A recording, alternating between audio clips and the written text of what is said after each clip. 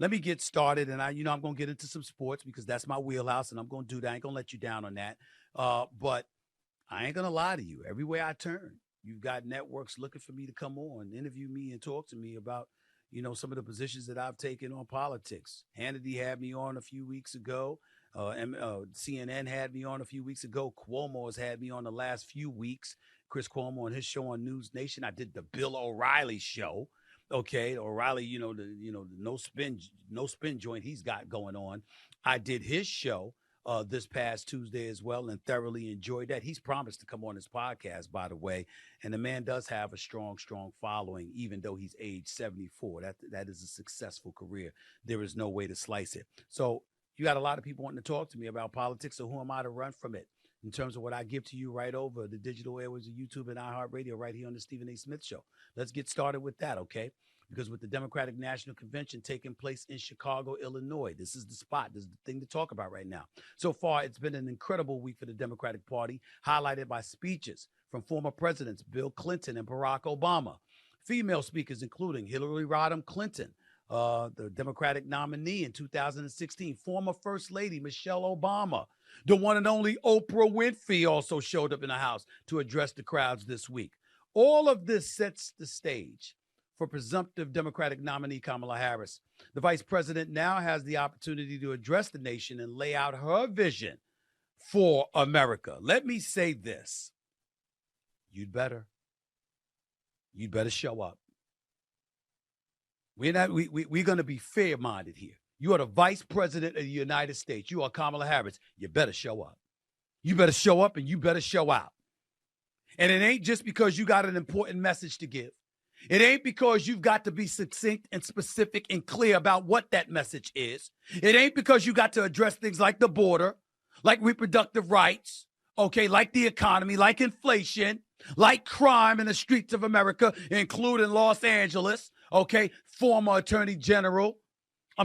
district attorney in San Francisco, former state attorney general in the state of California, former senator of the United States, now the vice president and the nominee for the Democratic Party, which will be official tonight. It's not just because of that you got to show up. It's for two other reasons that are incredibly important, that our vice president shows up tonight and shows out and gives a hellified speech and shows that there's a distinct, clear, oceans apart difference between her and former President Donald Trump. Two reasons. Number one, the people who preceded her and showed out. Michelle Obama showed out. He outshined former President Barack Obama in a lot of people's eyes. Oprah Winfrey, she didn't do too shabbily. Nancy Pelosi, and guess what? She tore the house down in her own way. What did she say? I'm reading from a quote right here in the Washington Post. Never before had a president of the United States so brazenly assaulted the bedrock of democracy, so gleefully embraced political violence, so willfully betrayed his oath of office, Pelosi said. Let us not forget who assaulted democracy on January 6th. He did. But let us not forget who saved democracy that day. We did. This is what she said. And this is after the Democratic Party was showing footage of the attack on the nation's capital, on the U.S. Capitol. Scenes of chaos and mayhem and violence, along with clips of Trump exhorting his followers to stand strong and march on the symbol of democracy. I'm reading right here from the Washington Post. This is what they're saying. So they showed the imagery of Trump. They showed the imagery of the insurrection. They showed the violence. They showed the chaos. They showed the mayhem. They showed all of that. But then they also showed out with their speeches. Perhaps the funniest of them was President Obama. You don't believe me? Take a look and listen and watch for yourself. Look at this. Here's a 78-year-old billionaire who has not stopped whining about his problems since he rode down his golden escalator 9 years ago. It has been a constant stream of gripes and grievances that's actually been getting worse now that he's afraid of losing to Kamala. There's the childish nicknames. the crazy conspiracy theories, this weird obsession with crowd sizes.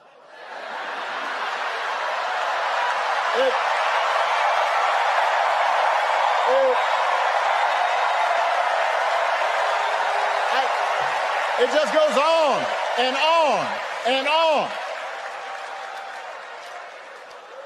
The other day I heard someone compare Trump to the neighbor who keeps running his leaf blower outside your window every minute of every day. Crowd size.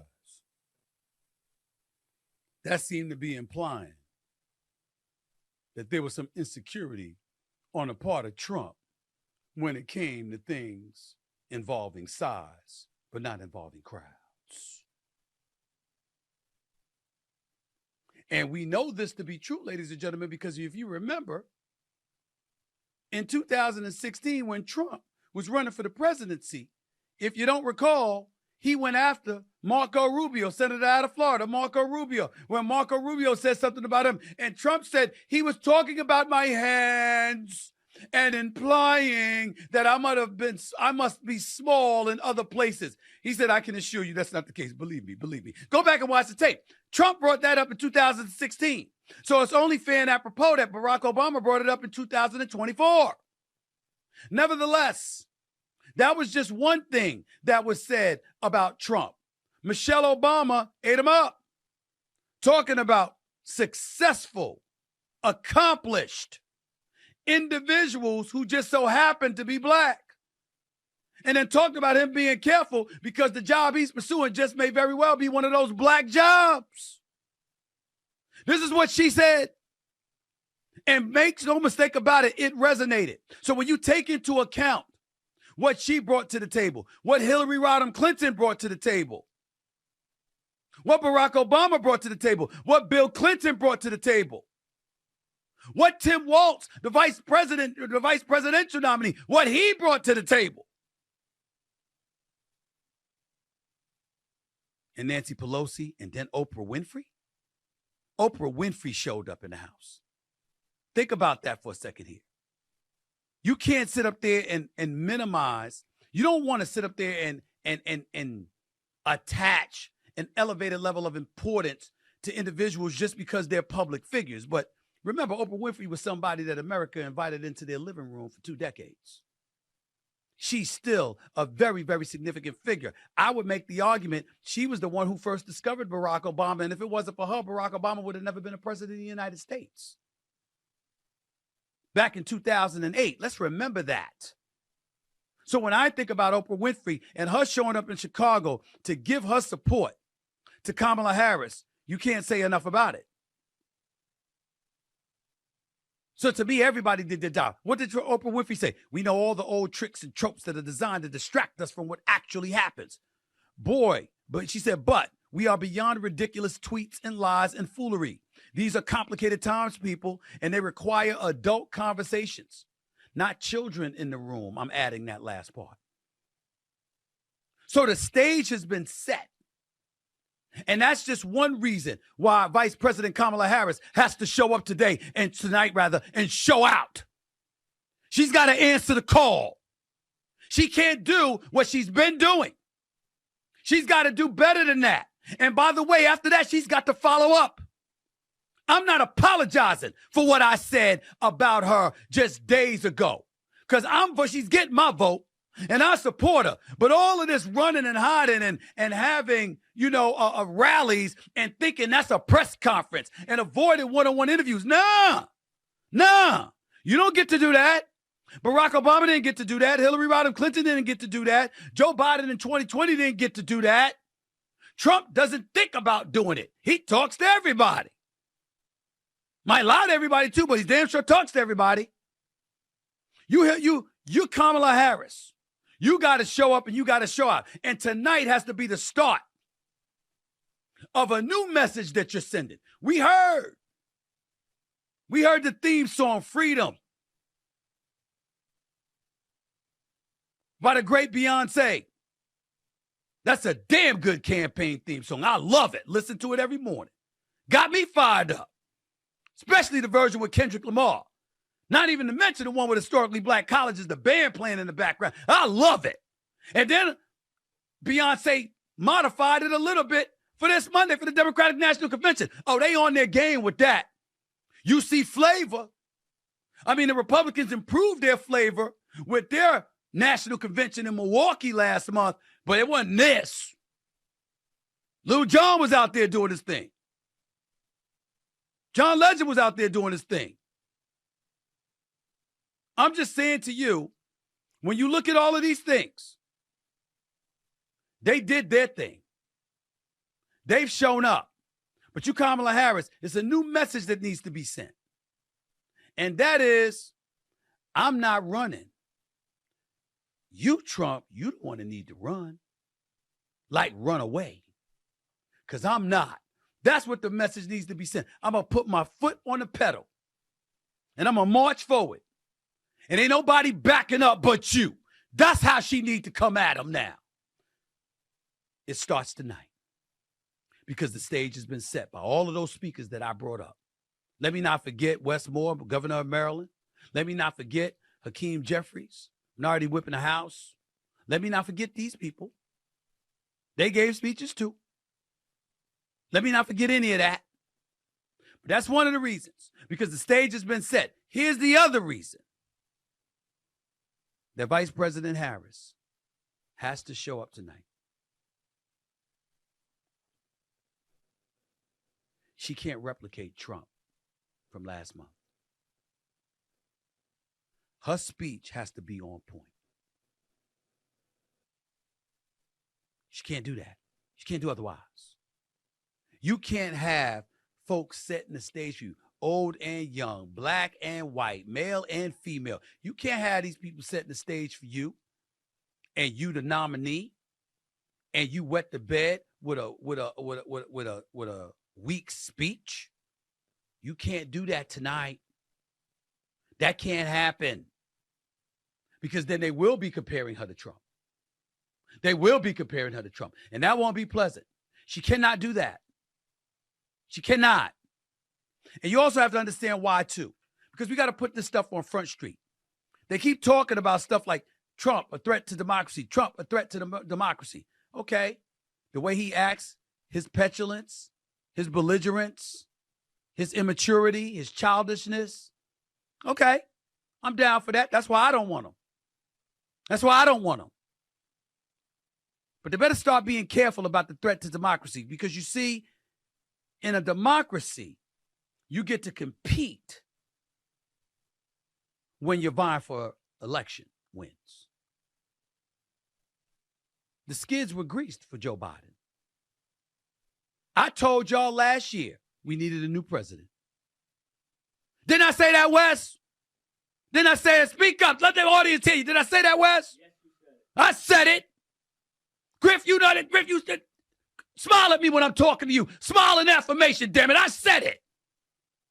I said it. Yo, we need a new president. I was vilified. I was excoriated. They talked to me. They called me everything but a child of God. There was no primaries. So we didn't see the Dean Phillips of the world or anybody else. What is it? Marianne Williamson or whomever. We didn't even see RFK Jr. because he was running as an independent. We didn't see anybody go up against Biden because the skids were greased for him. And if it hadn't been for what now appears to be one of the most flagrantly unwise decisions in the history of politics, him electing to debate Donald Trump on June 27th, when usually debates for the presidency occur after the national conventions take place. But in this case, he did it beforehand to prove that there was no slippage. They knew Biden was slipping. Didn't tell nobody. You still sent them out there. You still had him doing what he was doing. And you didn't put any primary foes against him. Well, is that democratic? You got people now looking at our vice president. And they're saying, wait a minute. When we last saw her in a primary battle, she couldn't even make it to Iowa. Now here she is as a member of the Biden administration, the Biden and Harris administration, as the vice president, once he sat up there and elected to step aside on July 21st and followed that up by immediately endorsing her within 3 hours, everybody rallied behind her, as they should have, by the way. And now she's the presumptive nominee, scheduled to be the official nominee tonight. No primaries, no debates, no battles, nobody to refute or attack her record on the Democratic side, claiming they're a better candidate than her. No, all she's got to worry about going against is Trump. Mr. 34 felony convictions against him. The civil suit for $454 million. Mr. Impeached twice as president. That dude. So after all the stuff that you didn't have to go through to be in this position, to directly be able to go up against him, you got to take him down on your own. On your own. I got people like Bill O'Reilly, Megyn Kelly, and others saying, we've seen him govern, we've seen him govern, we've seen him govern. You know what I'm seeing?